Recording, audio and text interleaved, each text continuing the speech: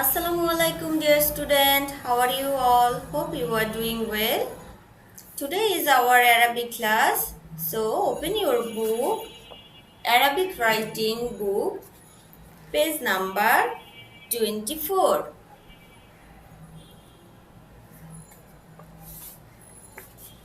আচ্ছা, আমরা ক্লাস শুরু করার আগে প্রিভিয়াস ক্লাসটা একটু রিভিশন করব। চলো আমরা এই পর্যন্ত আলিফ থেকে দত পর্যন্ত লেটার শিখেছি। চলো আজকে সেই লেটারগুলো আবার রিভিশন করি। আমি প্রথমে লিখে নিচ্ছি আলিফ। আমাদের আরবি হরফের প্রথম লেটারটি কি? আরবি হরফের প্রথম লেটারটির নাম আলিফ। তারপরের হরফটি হচ্ছে বা, আলিফ বা।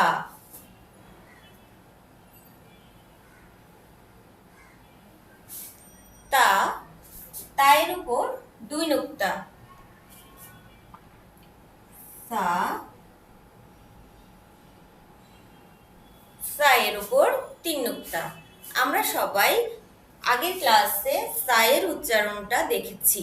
তোমরা সবাই জানো সা উচ্চারণ করতে হয় সামনের দাঁতের, উপরের দাঁতের সামনের যে 2 দাঁত আছে সেই 2 দাঁতের আগার সাথে জিহ্বার আগাটা লাগিয়ে পড়তে হয় সা। সা, আলিফ বা তা সা।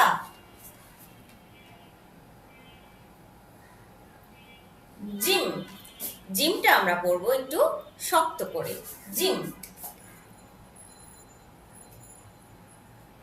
হা, হা, হাটা উচ্চারিত হয় কোথা থেকে? হা উচ্চারিত হয় হলকের ঠিক মধ্যভাগ থেকে। আমরা ক্লাসে হলক কতটুকু আমরা চিনেছি না? এই যে আমাদের হলক, হলকের শুরু, মধ্যভাগ এবং শেষ ভাগ। তাহলে হা উচ্চারিত হয় হলকের ঠিক মধ্যভাগ থেকে। আমি আবার পড়ছি আলিফ বা তা সা, জিম, হা, হা। তোমরা হাটা কয়েকজন আছো যাদের হা উচ্চারণটা ভুল হয়।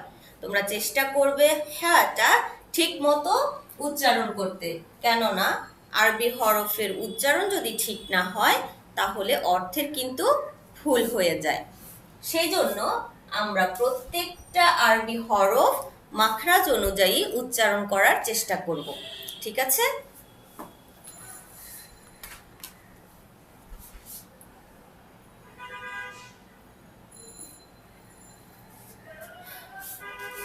এই হরফটির নাম কি?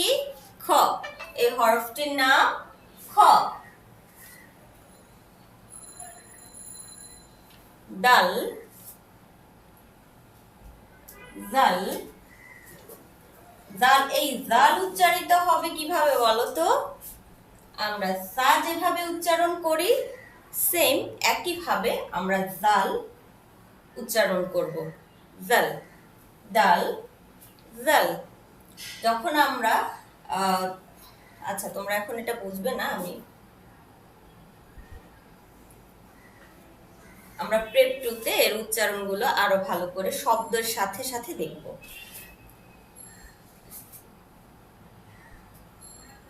র, ঝা, সিন,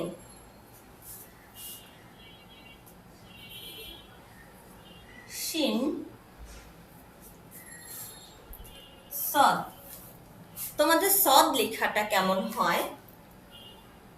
আমি একটা দাগ টেনে নিচ্ছি।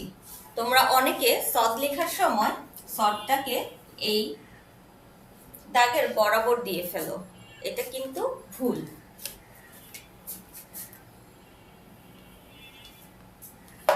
আমরা সদ লেখার সময় এই যে একটা দাগ আছে, নিচের যে দাগটা আছে, আমরা এখান থেকে একটু উপরের দিকে নিয়ে যাব। আমি আবার দেখাচ্ছি। এই নিচের অংশটা কিছুটা দাগের সাথে লেগে থাকবে, বাকি অংশটুকু দাগ থেকে উপরে থাকবে। এই রকম হবে না, দাগের সাথে এরকম বরাবর লেগে থাকবে না, একটু অর্ধেক অংশ লেগে থাকবে, অর্ধেক অংশ একটু উঠানো হবে। তারপরে রাউন্ড যে লাইনটা সেটা কি হবে, নিচে নেমে আসবে। এই গেল স।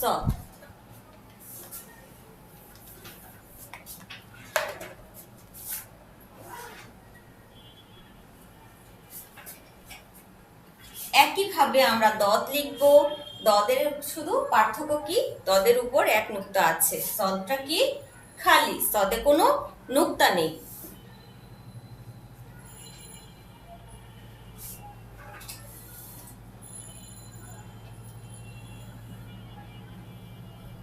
সিন, শিন, সদ, দদ। আমরা আবার প্রথম থেকে আরেকবার পড়ি। আলিফ, বা, তা, সা, জিম, হা, খ, দাল, জাল, র, ঝা, সিন, শিন, সদ, দদ। তাহলে এইভাবে বাসায় কি করবে, আগের ক্লাসগুলো রিভিশন করবে এবং তোমরা তোমাদের প্র্যাকটিস খাতায় লিখবে, বেশি বেশি করে লিখবে, ফুল পেজ পূর্ণ করে লিখবে। আজকে যে আমরা নতুন হরফটি শিখব সেটি হচ্ছে ত। তোমাদের 24 নাম্বার পেজে দেখো,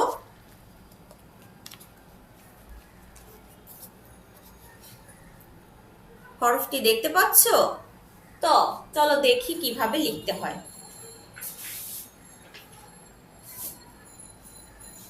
তোমাদের খাতায় যে লাইনটি দেয়া আছে, এই দেখো, এই লাইনটির বরাবর আমরা যেমন করে বি লিখি অনেকটা ওই রকম, তবে একটু লম্বাটে হবে। আমরা বি লিখি কিভাবে, এই তো একটু রাউন্ড করে, কিন্তু তটা বি এর মতো হবে না, এটা হবে একটু লম্বাটে, এই পাশটা উপর দিকে উঠানো থাকবে। তাহলে হরফটির নাম কি পাচ্ছি আমরা? হরফটির নাম ত। ত ইজ ফর তিনুন। ত ইজ ফর তিনুন। তিনুন অর্থ ক্লে। তিনুন মিন্স, তিনুন হচ্ছে আরবি শব্দ। এই তিনুন আরবি শব্দের ইংরেজি অর্থ হচ্ছে ক্লে। ত ইজ ফর তিনুন, ক্লে। ত ইজ ফর তিনুন, তিনুন মিন্স ক্লে। এখন ক্লে অর্থ কি? ক্লে এর বাংলা হচ্ছে কাদামাটি। আমরা সবাই কাদামাটি চিনি, তাহলে কাদামাটির ইংরেজি কি? ক্লে। ত ইজ ফর তিনুন, তিনুন মিন্স ক্লে। ক্লে এর বাংলা অর্থ হচ্ছে কাদামাটি। তাহলে এটা বেশি বেশি করে পড়বে, মেমোরাইজ করবে, ঠিক আছে?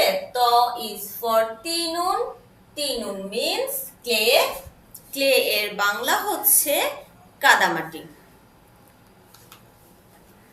তাহলে এইভাবে করে আমরা একটি একটি করে নতুন হরফ শিখব, সেটি দিয়ে একটি নতুন ওয়ার্ড শিখব।